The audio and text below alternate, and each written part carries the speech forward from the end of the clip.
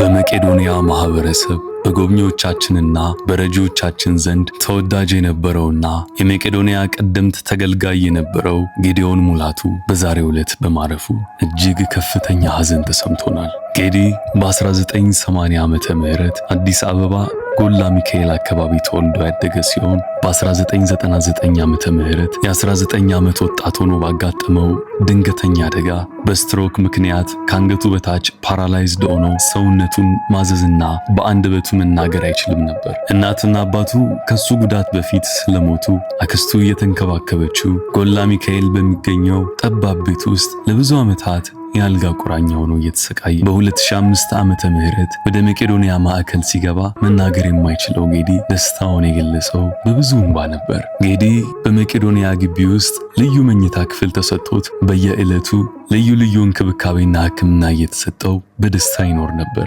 በተለያዩ ትልልቅ ሆስፒታሎች የልብ ሕክምና ሲደረግለት የነበረ ሲሆን በጥቁር አንበሳ ስፔሻላይዝድ ሆስፒታል በድንገተኛ ሕክምና ክፍል ተኝቶ ልዩ ክትትል እየተደረገለት በዛሬው ዕለት ሚያዝያ 4 ቀን 2017 ዓመተ ምህረት ረፋድ 5 ሰዓት በሕክምና ላይ ያለ በ37 ዓመቱ ከዚህ ዓለም በሞት ተለይቶናል። ሕይወቱን ለማትረፍ የጥቁር አንበሳ ስፔሻላይዝድ ሆስፒታል ስፔሻሊስት ሐኪሞችና የጤና ባለሙያዎች ከፍተኛ ርብርብ አድርገው የነበረ ሲሆን ያደረጉት ርብርብ እጅግ አድርገን ለማመስገን እንወዳለን።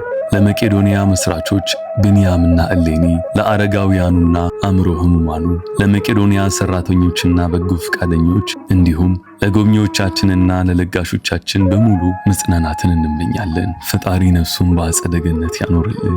የጌዲዮን ሙላቱ የቀብር ስነ ስርዓት ነገ ረፋድ መቄዶንያ ፊት ለፊት አያት መድኃኔዓለም ቤተክርስቲያን ስርዓተ ቀብሩ ይፈጸማል።